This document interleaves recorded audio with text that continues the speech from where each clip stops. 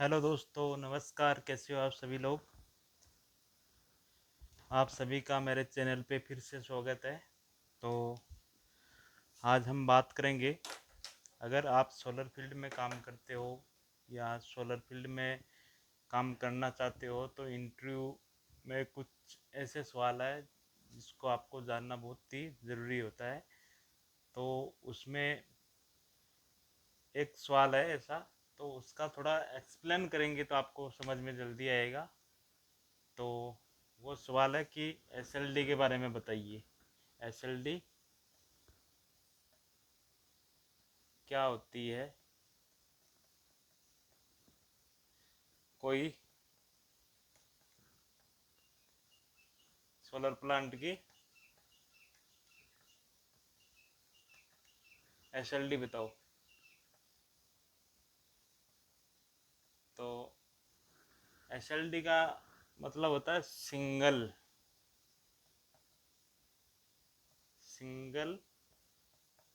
Line diagram. SLD का full form ये होता है। ओके। तो चलिए अब बात करते हैं हम एसएलडी में क्या होता है। तो एसएलडी में सबसे पहले हमारा सोलर पैनल आता है। सोलर पैनल जिसको हम नॉर्मल तरीके से प्लेट, कोई भी आम बात करते हैं तो हम सोलर प्लेट ही बोलते हैं उसको ज़्यादातर। नॉर्मल अपन लैंग्वेज में बात करते हैं। पैनल वो थोड़ा टेक्निक नाम है, सोलर पैनल या मॉड्यूल इसका टेक्निक नाम है, और इसे हम सोलर प्लेट के नाम से जानते हैं। ओके। तो ये हमारा मॉड्यूल हो जाएगा पहले। ठीक है। इस तरीके से मॉड्यूल हमारे डिज़ाइन पे डिपेंड करता है कितना मॉड्यूल एक स्ट्रिंग में है। ओके। ये हमारे डिज़ाइन पे डिपेंड करता है। Positive negative, positive negative, positive negative, positive negative, इस तरीके से ये सीरीज में जोड़ा जाता है। इसको और इसको जोड़ दिया, इसको और इसको जोड़ दिया, इसको और इसको जोड़ दिया, इधर हमारा पॉजिटिव रह गया है। तो ये स्ट्रिंग केबल आ गई हमारी पॉजिटिव। ओके। यहाँ से हमने ले लिया नेगेटिव। और ये जो केबल होती है 4 स्क्वायर की कॉपर केबल, या 6 स्क्वायर, इससे ज़्यादा नहीं होती है। तो ये ज़्यादातर 4 ही लेते हैं लोग। 4 स्क्वायर की केबल। ये पॉजिटिव हो गई, ये निगेटिव हो गई। पॉजिटिव, ठीक है। पॉजिटिव नेगेटिव, इस तरीके से ये दो केबल आ गई है। इस तरीके से मान लो हमारी डिज़ाइन के अनुसार, ये तो मैंने एक ही स्ट्रिंग बताई है। हमारा जो एससीबी रहता है, एससीबी, हमारा जो एससीबी रहता है, एससीबी, तो हम डायरेक्ट इसको एससीबी से भी जोड़ते हैं। इसका नाम, फुल नेम होता है स्ट्रिंग कंबाइन बॉक्स। ओके। और कुछ लोग एससीबी की जगह डिज़ाइन के अनुसार हम इसमें एसएमबी भी यूज करते हैं। एसएमबी, इसका मतलब होता है स्ट्रिंग स्ट्रिंग मॉनिटरिंग। ठीक है, मॉनिटरिंग बॉक्स। ठीक है। और अगर ये यूज नहीं कर रहे हैं तो हम यूज करते हैं, ये मैं जो एस एल डी है अभी आपको, जो हमारा सेंट्रल इन्वर्टर है उसकी बता रहा हूँ। और जो हमारा स्ट्रिंग इन्वर्टर डिज़ाइन रहता है, प्लांट हमारा जो स्ट्रिंग है, तो उसमें फिर इस जगह स्ट्रिंग इन्वर्टर रहेगा। ठीक है। लेकिन मैं बता रहा हूँ आपको, ये जो डायग्राम है वो सेंट्रल इन्वर्टर के हिसाब से। एक होता है हमारा कंबाइनर बॉक्स। ये भी क्या है, स्ट्रिंग, इसको P B P V B C M box कहते हैं। ठीक है। PVCM। इस तरीके से ये मान लो ये एक स्ट्रिंग आ गई इसमें, तो मान लो हमारे डिज़ाइन में 17 स्ट्रिंग है, 13 स्ट्रिंग है, 10 स्ट्रिंग है, मतलब डिज़ाइन पे डिपेंड करता है हमारी कितनी स्ट्रिंग, 13 स्ट्रिंग आ रही है एक असेंबली में, या 15 आ रही है, या 10 आ रही है, या 9 आ रही है, हमारे डिज़ाइन पे डिपेंड करता है। इन तीनों में से कोई भी एक हो सकता है अगर हमारा स्ट्रिंग इन्वर्टर नहीं है तो। स्ट्रिंग इन्वर्टर होएगा तो ये नहीं होगा। ओके, इसके बाद में मान लो डिज़ाइन के अनुसार हमारा ये जो केबल है इसमें ये इनपुट होएगी, ठीक है, और आउटपुट में दो केबल रहेगी हमारी, नेगेटिव और पॉजिटिव। इनपुट में ये जैसे 10 स्ट्रिंग जुड़ गई है, 12 जुड़ गई है, 13 जुड़ गई, यहाँ रहेगी, ये इनपुट में रहेगी। आउटपुट में हमारी रहेगी, अभी ये 4 स्क्वायर mm की थी लेकिन इसकी रेटिंग ज़्यादा रहेगी, तो इसमें हम जैसे 240 square mm single core, okay, 1 core 240 हो गई है। रेटिंग हमारे डिज़ाइन पे डिपेंड करता है कि कितना हमें कितने रेटिंग की हमें केबल चाहिए। 240 हो गई, 300 स्क्वायर की हो गई, 450 स्क्वायर की हो गई, ये अलग अलग हमारे डिज़ाइन पे डिपेंड करता है। ओके, ये हो गया, यहाँ तक समझ में आ गया ना आपके। तो उसके बाद में ये हमारी केबल SCB से निकल गई है, अभी आप समझ चुके हो, तो मैं एक इसको छोटा बना देता हूँ अभी। ओके, तो उसके बाद में हमारा ये जाएगा, पॉजिटिव नेगेटिव हो गया, और मान लो 450 की है, या 400 स्क्वायर mm की मान लो इसको। ओके, 400 की, 300 की है, 250 की है। ये गया हमारा इन्वर्टर में, इन्वर्टर। ओके, ये हमारा इन्वर्टर में गया है, नाम थोड़ा नहीं आ रहा है, इन्वर्टर। ओके, इन्वर्टर हो गया ये हमारा सेंटर इन्वर्टर है। ओके, सेंटर इन्वर्टर, यहाँ से हमारा आउटपुट जाएगा। अभी इन्वर्टर का काम होता है कि यहाँ DC है हमारी, ये DC पावर है, DC जनरेट कर रही है पे यहाँ तक, ये भी DC है। अब इन्वर्टर क्या करता है, DC को AC में चेंज करता है, ठीक है। इन्वर्टर का work DC to AC, DC को AC में चेंज करता है। ओके,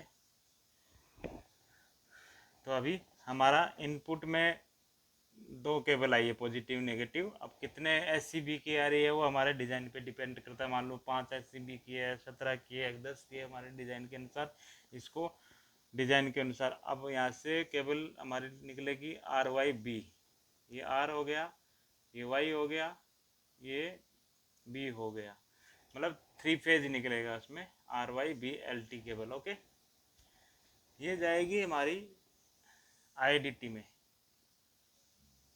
ये केबल जाएगी हमारी IDT में। ये IDT हो गया हमारा। IDT का पूरा नाम होता है, ये होता है IDT, ठीक है। IDT का फुल नाम होता है इन्वर्ट ड्यूटी ट्रांसफॉर्मर। ओके, इसका ये फुल नाम होता है TF। ओके, IDT इसको बोलते हैं क्योंकि इसकी जो कैपेसिटी है वो अलग, मतलब ये स्टेप अप ट्रांसफार्मर होता है, और इसकी ये है LV साइड और ये है HV side, high voltage low voltage. Okay, तो ये स्टेप अप ट्रांसफार्मर है, लो वोल्टेज होता है इधर वाला, उसको हाई करता है। ओके, तो ये RYB इसमें कनेक्ट रहेगा LV साइड में, LV साइड। ओके, ये R, ये Y, ये V। अभी फिर ये इसमें अपना काम करेगा, इन्वर्टर ड्यूटी ट्रांसफार्मर जो काम करना है स्टेप पे अप करेगा। यहाँ से हमारी वापस RYB निकलेगी, RYB ये हाई वोल्टेज रहेगा। ठीक है, ये जाएगा कहाँ, ICOG पैनल, ICOG पैनल।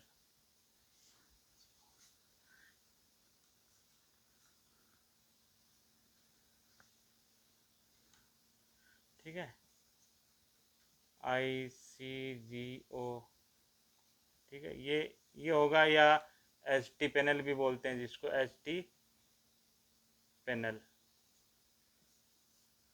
यहाँ हमारी लाइन 33,000 kV की बन जाती है इस तरीके से।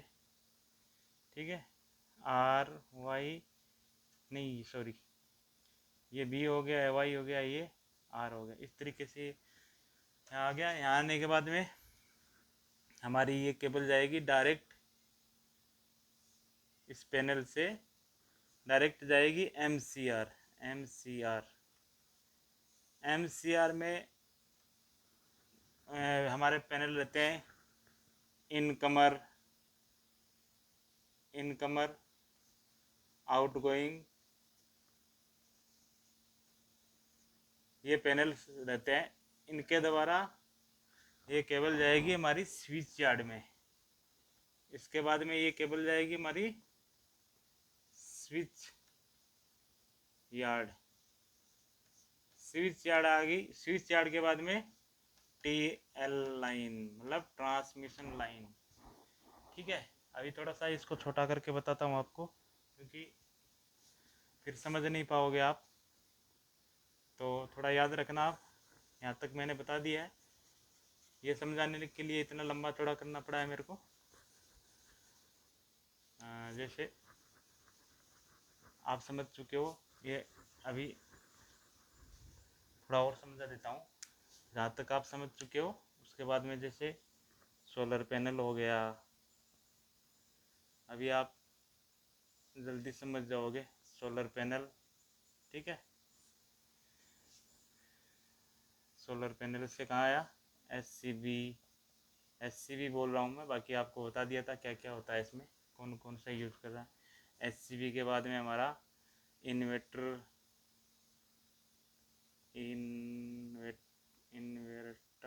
ठीक है, इन्वर्टर हो गया। इसका काम होता है DC को AC में। ओके, ये याद रखना आपको। हमारे यहाँ पे जो जनरेशन है वो चेंज हो जाती है। इन्वर्टर से IDT का फुल फॉर्म क्या होता है, इन्वर्ट ड्यूटी ट्रांसफार्मर। उसके बाद में HT पैनल मान लो आप, ICOG पैनल ने क्या किया, HT पैनल भी इसको कहते हो। हाँ, अब ये जो प्लेटफॉर्म है हमारा, ये प्लेटफॉर्म यहाँ से यहाँ तक, ये इन्वर्टर ड्यूटी ट्रांसफार्मर है, ये थोड़ा साइड में रहता है। बाकी ये HT पैनल और ये हमारा इन्वर्टर, जो भी सेंट्रल इन्वर्टर है, ये प्लेटफॉर्म पे रहता है, और उसको हम कहते हैं ICR। ICR का फुल नेम होता है inverter control room. Okay, inverter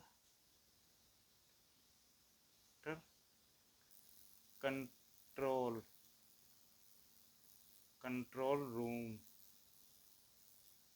इस तरीके से ये प्लेटफॉर्म होता है। IDT थोड़ा सा हल्का सा साइड में रहता है, और बाकी ये अब इसमें और क्या क्या होता है, ये जो प्लेटफॉर्म होता है हमारा, इसमें क्या क्या होता है, स्काडा हो गया, स्काडा पैनल, ACDB। ठीक है, और अगर N2 सिस्टम, ये N2 सिस्टम का पैनल भी इसी पे रहता है। हमारा जो ICR रहता है, इस तरीके से एक ICR बना हुआ रहता है इस तरीके से। तो यहाँ मान लो ये इन्वर्टर का प्लेटफॉर्म हो गया। ठीक है, और यहाँ एच टी पैनल हो गया, एच टी पैनल हो गए, एच टी पैनल हो गया, यहाँ स्काडा हो गया, ए सी डी बी हो गया। इस तरीके से पैनल होता है। एक एन टू सिस्टम का हो गया। इस तरीके से पैनल का प्लेटफॉर्म होता है। ये होने के बाद में हमारी टी एल लाइन निकल गई है। कहाँ के लिए? एम सी आर के लिए। यहाँ से ये M C R, M C R इसका पूरा नाम होता है मेन कंट्रोल रूम। एमसीआर का पूरा नाम ये होता है। ठीक है, एमसीआर में चले गई। यहाँ पे पैनल आपको बताया था, आउट गोइंग पैनल रहते हैं, इनकमिंग पैनल रहते हैं। यहाँ से हमारा जाएगा स्विच यार्ड। ठीक है, जैसे स्विच यार्ड हो गया, स्विच यार्ड में जुड़ गया ना। Okay, switch yard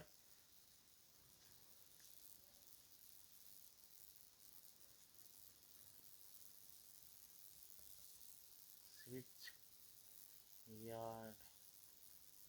okay, switch yard में भी बहुत सारे इक्विपमेंट वगैरह रहते हैं। सी टी पी टी ये स्विच यार्ड में रहते हैं। ग्राउंड अर्थिंग और एल टावर होता है, और भी बहुत सारे पैनल्स होते हैं। इसके बाद में ये जाएगा T L, transmission line. Okay, इसका पूरा नाम टी एल का नाम होता है ट्रांसमिशन लाइन।